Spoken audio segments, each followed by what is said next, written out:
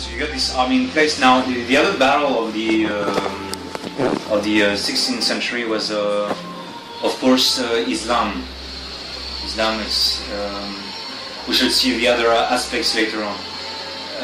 But Islam is waxing ever stronger. You know, it is after the fall of Constantinople in 1454, at the hands of Mehmed II, who rode his horse into Hagia Sophia and had his horse eating the hair on the golden altar of Hagia Sophia.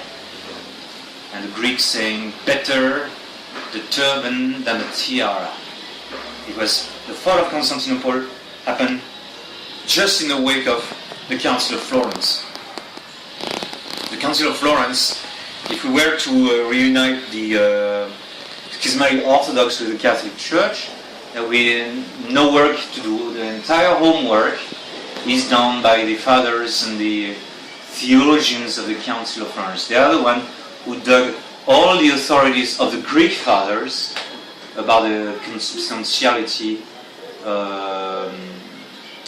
the fact that the Holy Ghost proceeds both from the Father and the Son, for instance, and all the other disputes. All those disputes were resolved, theologically speaking, by the Council of Florence. But the representatives of the Eastern churches, when they came back, they did not have the nerve to face the Tsar of Russia and to face the others in Constantinople. And so the divine punishment was very swift. Constantinople was taken very quickly by the Turks. The Turks in turn spilled into the Balkans, and so you had a major war erupted in the Balkans. Low battery. In low battery.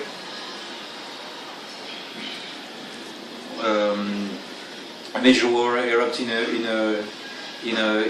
the Balkans, and but there you are great heroes that like Skanderberg of Albania resisted the onslaught of the Ottoman empires, and also the kingdom of Montenegro also resisted some of the Serbians, some people living in Dalmatia, the Bosniak converted to Islam. They gave in, they converted to Islam. And for a long time the Turkish army would steal the youth from the villages.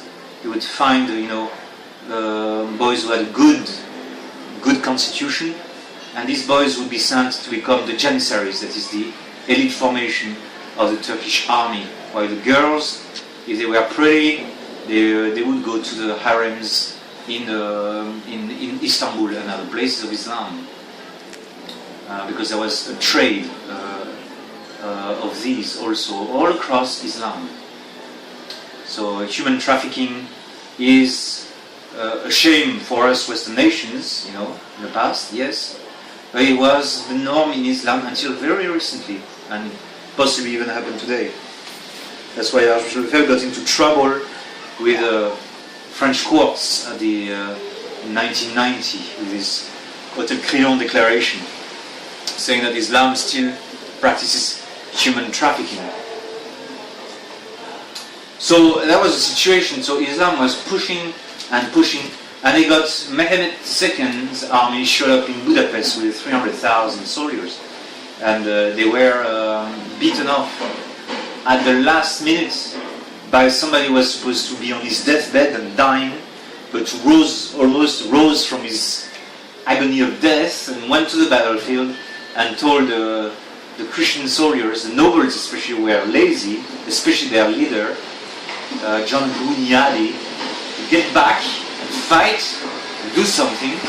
And the mere vision of St. John of Compostela by the other simple soldiers gave them a lot of stamina. They also burnt alive the Janissaries by the famous episode when the Janissaries went up to the citadel. They released bars of hay with lots of tars and incendiary inside, lots of alcohol and flaming things inside, whatever cocktail it was, down the slopes on the Janissaries. And the Janissaries were wearing silk, fine silk, Turkish silk, and they caught fire. And so they were, that was one of the turning points of the siege of Budapest. So they went up, they were stopped, but they were still very extremely powerful. And Mehmed was disgraced and everything, and then there was a setback for the Ottoman Empire, but that was only temporary setback, because the Ottoman Empire was very big. It extended by the time of the siege of Budapest, it extended from Europe all the way to the shores of India almost, because they had outposts in India proper, like Diu and Daman, and we'll see that later with the Portuguese. And so basically it set the stage for a new caliph in Istanbul, and he's the most famous one. It's Suleiman the Magnificent. Suleiman the Magnificent, like Mehmed II, his policy towards the Christian was very tolerant. He would not massacre them or everything. He knew how to use them, their trading skill, their banking skills and everything. So even though they would turn the church into mosques, the most beautiful ones, the Eastern Christians were left unmolested at that stage. If you go now to Istanbul, you don't find any. They all got massacred, they all went to exile. Only later did they suffer from Islam.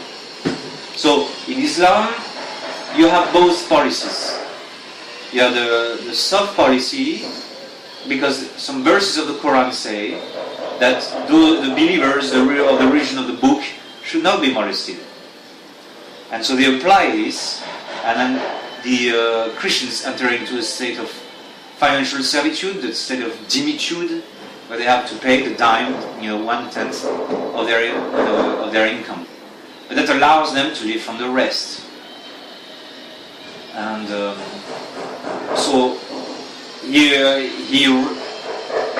these sultans were fairly tolerant, to the Christians that they had under them, because they wanted to conduct trade, and they would conduct trade with Venice. They would conduct trade with the Western powers as well. And so throughout the history of the Ottoman Empire, there was a negotiated tolerance with the Christians. At the same time, the allies of the Byzantine Empire, that is the Emirates in the northern coast of Africa and the Kingdom of Morocco, had a different policy. So the policy would differ very much. But what Islam brought to the Mediterranean Sea was a high degree of piracy. So the defeated they were on the land in Budapest, but on the sea they were very victorious. They had great admirals.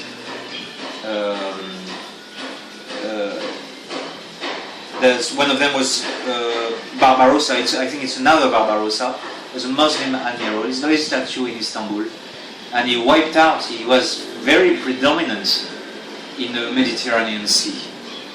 And so you're going to have Muslim pirates in the Mediterranean Sea all the way to the 17th century. By the 18th century, the supremacy of the Western Navy is such that this piracy disappears. And the Turkish fleet is finished off in the 19th century, never to come back again until now with a Turkish NATO Navy, but it's very small. But the might of the Turkish Navy was very, very strong. And that was the only opportunity for the best opportunity for the Turkish Empire to take over Europe, because the access by land was blocked by the Alps and by the resistance of the Austrian Empire, or what was to become the Austrian Empire. But the threat from the sea was very real. You had the martyrs in southern Italy, the martyrs of Otranto, I think. the Turkish fleet landed at Otranto, they would not surrender. They resisted very strongly, and so as a consequence, the Turks tried to make them apostatize by force. They refused, so they packed them into the church, set the church on fire, and so the whole population of the city of Otranto was massacred by the Turks. That was a big shock for Christianity. I mean, the modernist historians and liberal historians, they all say how bad the Catholic Church is, you know, how violent the Catholicism was towards Islam. But no, Islam had to be fought by force of arm. There was no choice. It was a matter of survival of Christian Europe.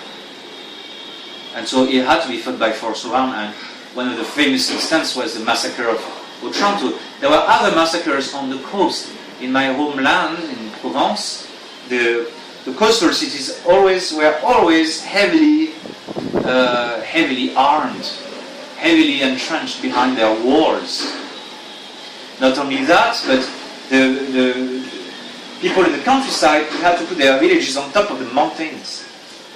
They had to have a place of refuge, because very often you had a fleet of 50 ships, 200 ships would come there and land and ravage the place.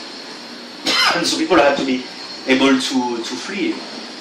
That's in my own country, of France.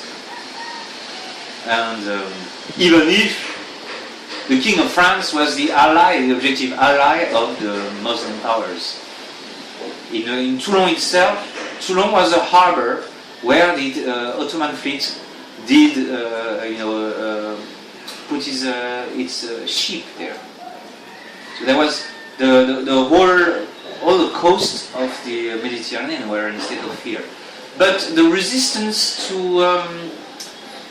the Islamic fleets was organized, from Italy. These were the glory days of the Italian navies, with Admiral Andrea Doria and the Venetian fleet. But the Venetian fleet were practicing, like France, a double game with Islam.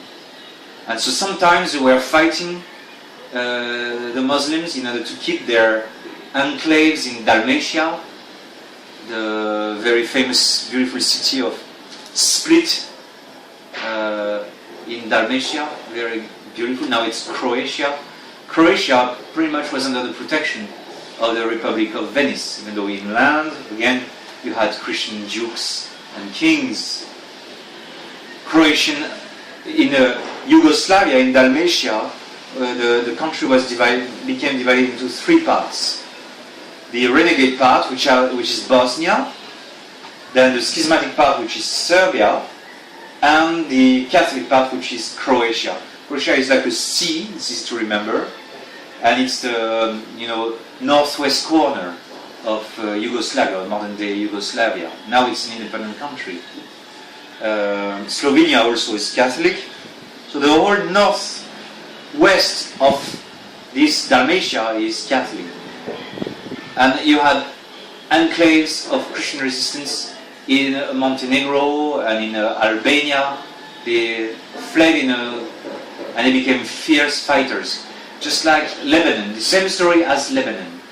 Islam occupied the low-lying land, the plains, and the mountains were occupied by the Christians. Because the mountains are impossible to occupy for a regular army, it's very difficult. And they were very fierce fighters. That is, an Albanese woman would not marry a nobleman unless she got a necklace of 100 ears of Turkish soldiers. So they were very brutal soldiers. It was a brutal fight, and they resisted all these centuries. Throughout history, they resisted the onslaught of Islam. They were not finished off until the communists arrived and until Vatican II arrived. But they resisted throughout. And same thing with the Maronite Christians. The Maronite Christians, still as you had a powerful empire in Istanbul, still they kept the faith. So whenever the policy of Islam was getting too violent towards them and everything, they will resist by armed force in their mountains.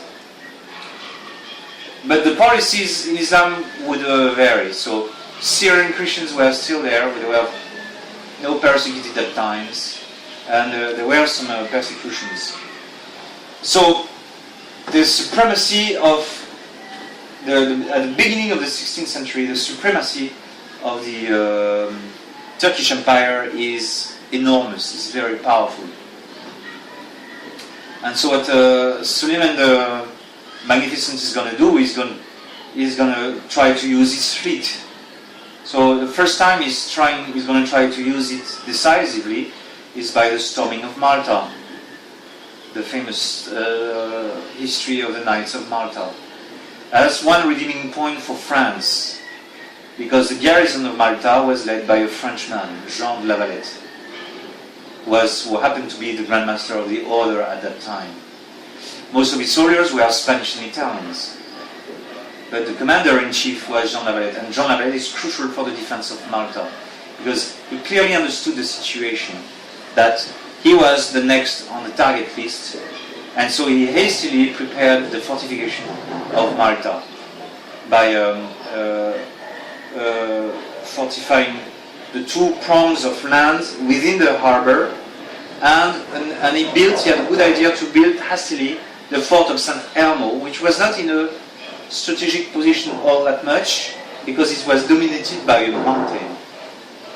If I had a board, I would draw the harbor of Malta, how it was, but you had two prongs inside of the harbor, and another prong with a mountain above it. So he fortified three places, plus the city of Melita. I think the city of Melita, if I'm not mistaken, a city inland there. And because he knew the Turks were coming.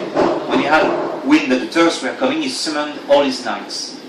You have a military order, so they could stay anywhere they liked in the priories throughout, Europe, and enjoy their reserves of wine and their reserve of meat and everything. But when they received the summons of the Great Master, they were bound under their vows to come and rescue.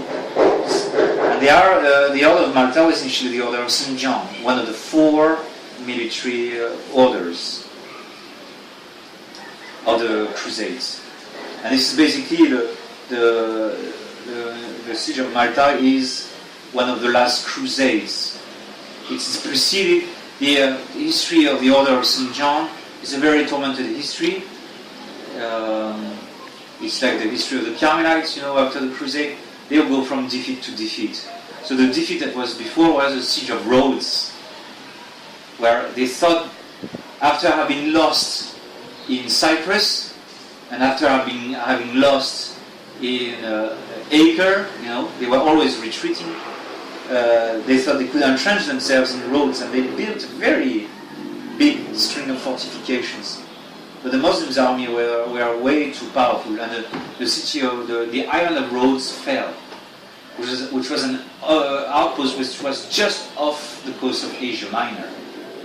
And so they had no place to stay, and so they asked Charles V, where do we stay? Because where is the remnant?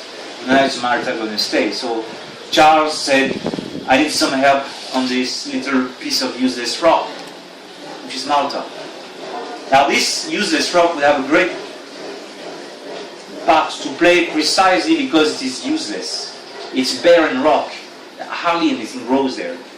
It's a torrid Mediterranean weather. There's not much rain that falls there. There's not much of a decent rainfall there. But what's the advantage of a rock which is very barren when you have a huge army which is attacking you? And there's nothing grows there. That army, what's the problem with the besiegers?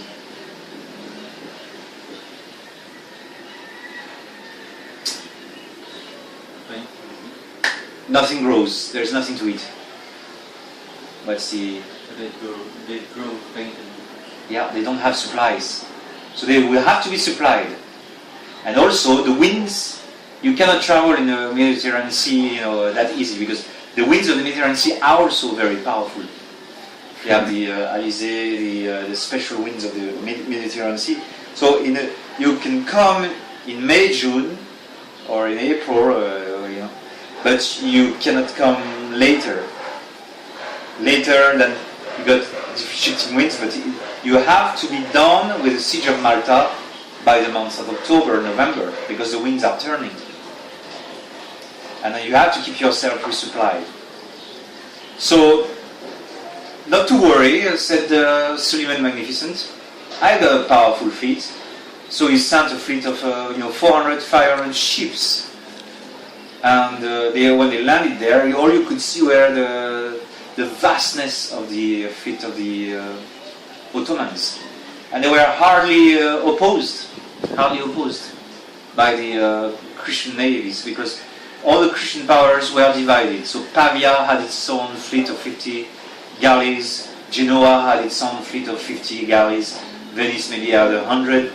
The Pontifical States had 20 or 40 ships, and the Spaniards also had some. But each one of these republics were quarreling each other, and the Genoese or the Republic of Florence had no qualms to whack the ships of and the soldiers of the Pontifical States.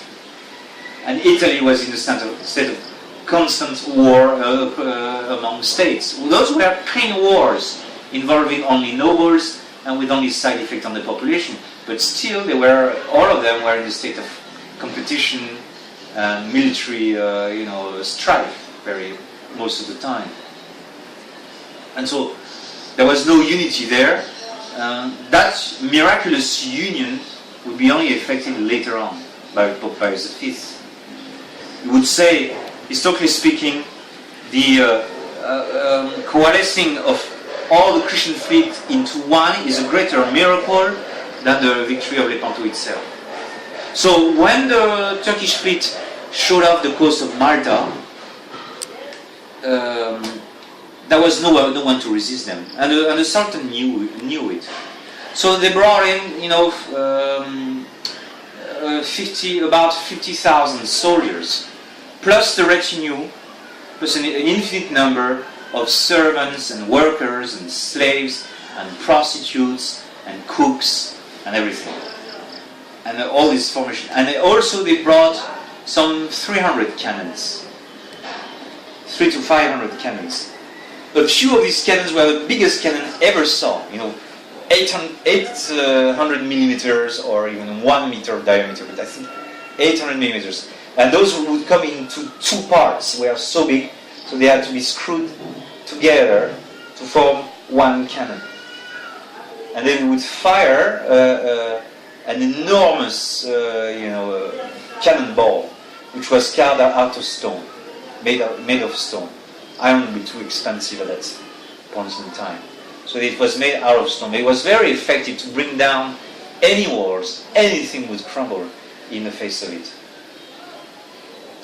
And so they landed there, and then they proposed, they had to take the central city of Medina, I think that's the name of it. And they asked the surrender of that city in there. And the cavalry, the little cavalry that Lavalette had, skirmished with the landing party of the Ottomans. That helped to, shave off a few hundred Muslim soldiers. But then the numbers were too overwhelming, so they had to go back behind the walls. And so the Ottomans asked Medina to surrender. And the thing is that Lavalette had ordered that most of the ammunition and supplies would be shifted to Lavalette itself, what is now called Lavalette. It is St. Michael and St. Elmo and I don't remember the name of the last fort. Anyways, so there are only a few cannonballs, a few ammunition and everything.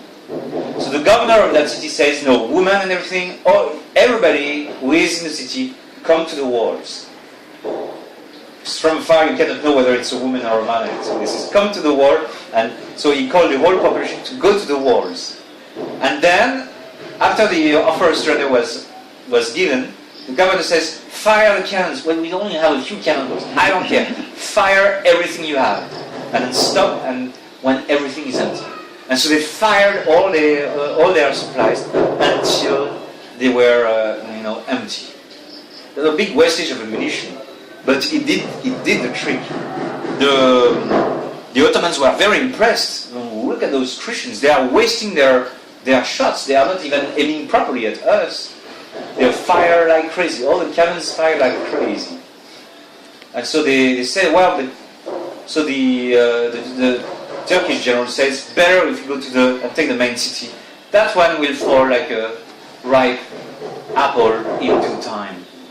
And so they bypass that city, which is something will be crucial later on. So they bypass that city and they want to besiege the main thing.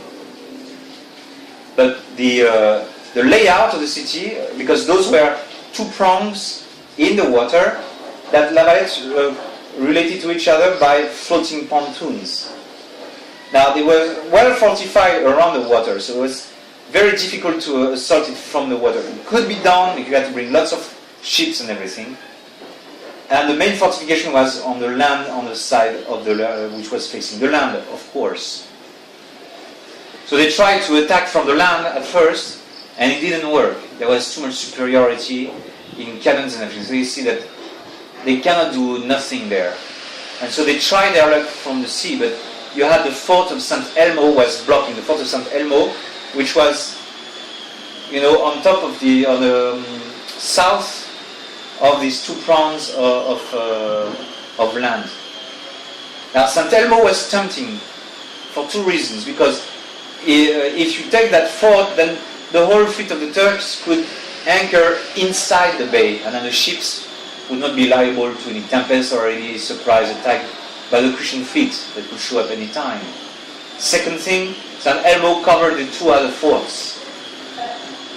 And so they took the decision to interrupt the original siege and to move all those cannons down and around the bay to the mountains that overlooks St. Elmo. And there La Valette, and there the plan of La Valette was starting to work. Because he built this St. Elmo very cheap, very rapidly. It was a star fort at the time, shape of a star, so that the cannons can cover all the slopes of the walls and everything. It's called a star fort, but very small, not that big. And he sent his most heroic knights to defend this fort.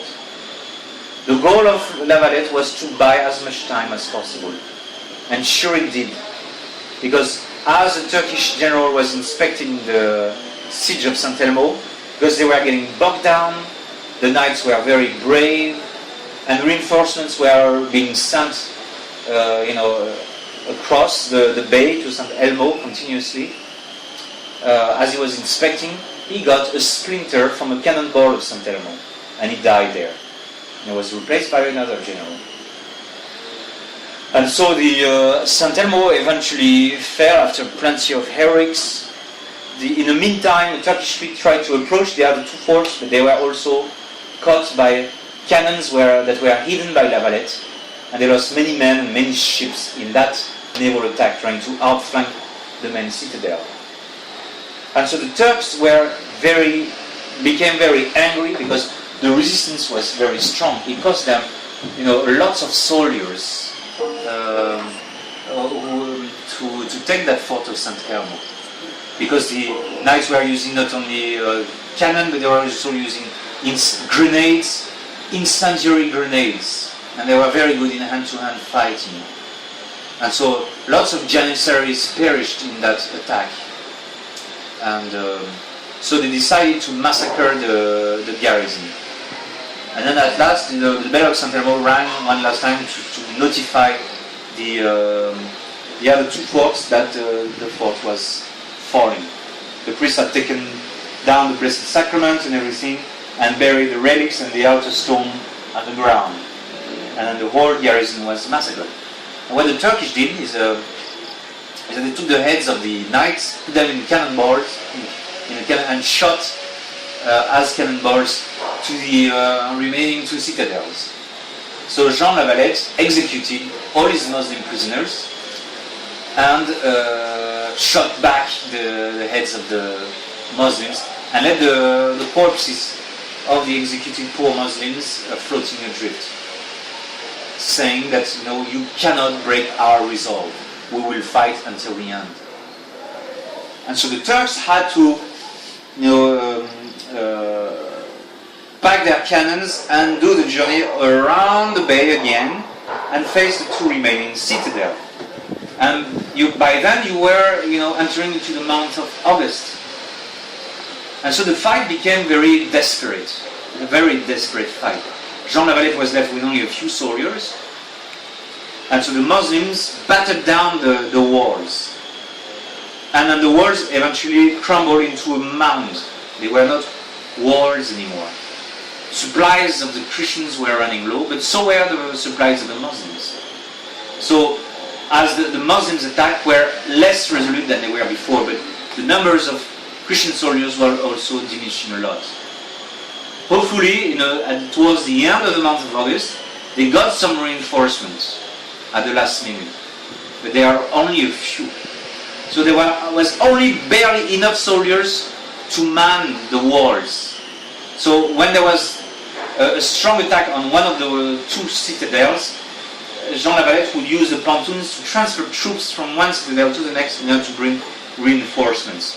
All soldiers were used until they were all killed. And so they were replaced always by the latest reinforcements that could go through the siege, or they were replaced by old soldiers, or young boys, or wounded soldiers who came to man the walls. But mysteriously there was always, and Jean Lavalette would fight there personally. He said at the time, 5 minutes.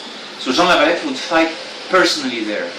In the course of the downing of the walls, Lavalette used many tricks because they were bringing siege towers. They tried to take the walls at the beginning with the siege towers.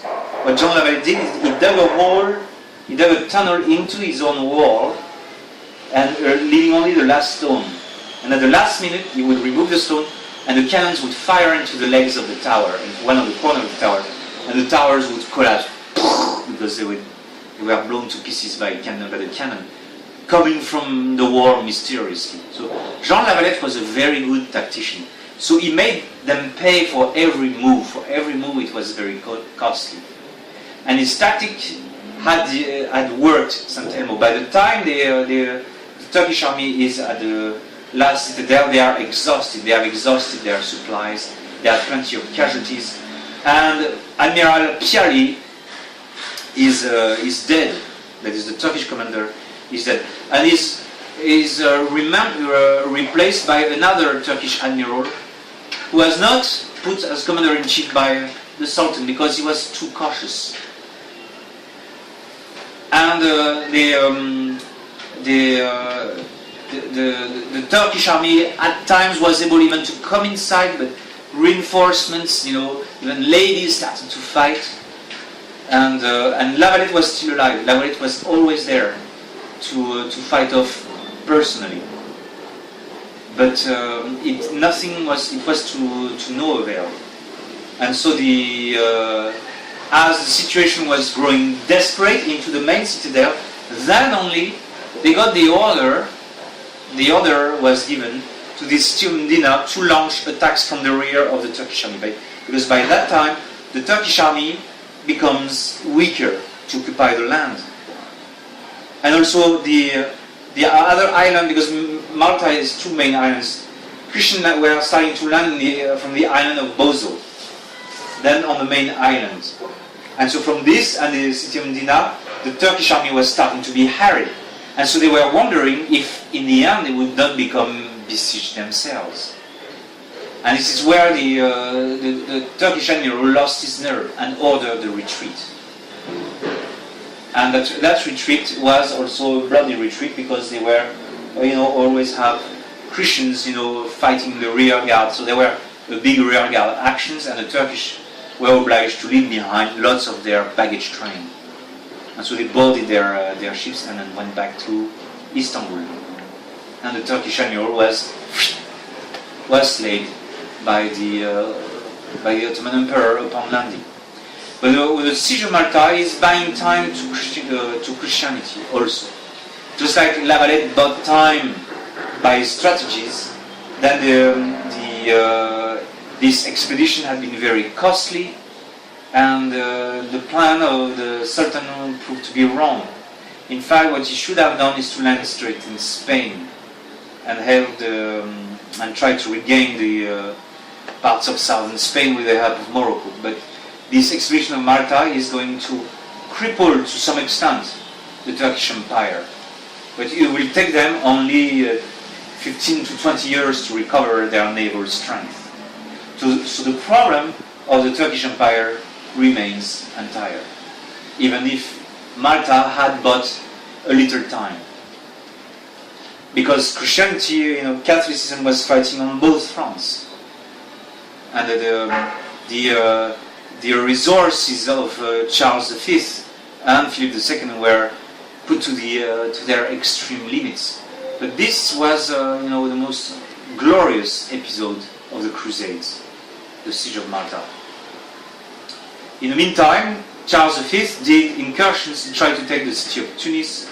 He tried to raid other places in North Africa to keep the Muslim army busy. The goal was containment. Also, the Spanish fleet, but especially the Portuguese fleet, wiped out all the power of the Muslim fleet in the Indian Ocean, in the Red Sea itself, and in the Pacific Ocean, and around the Philippines and Indonesia. And that stopped the expansion of Islam eastward. So that Indonesia was about to become entirely Muslim, and the Philippines were just about to become Muslim. And you have now, to this day, this Moro enclave, which is causing so many problems, even to this day. But as the Philippines were just about to transfer from paganism straight into Islam, the Portuguese fleet and the Spanish fleet wiped out entirely all Muslim domination, all the naval power of Islam. Islam expanded, because of the horsepower, because of the Muslim cavalry, yes, inland, but what we forget is that a great proportion of the expansion of Islam was made through the sea. For instance, if Malaysia is a Muslim country, it's because of the power, the sea power of Islam. In the 15th century, only very recently did Malaysia become a Muslim country. And it was only the coast. The Muslim trade was very important. Muslims were very good in trade. And so they were setting trade posts, and once those trade posts had a sufficient number of Muslims, then the Muslim navy would come and invade these trade posts and create a Muslim emirate or sultanate, all the way to Brunei, all the way to Indonesia.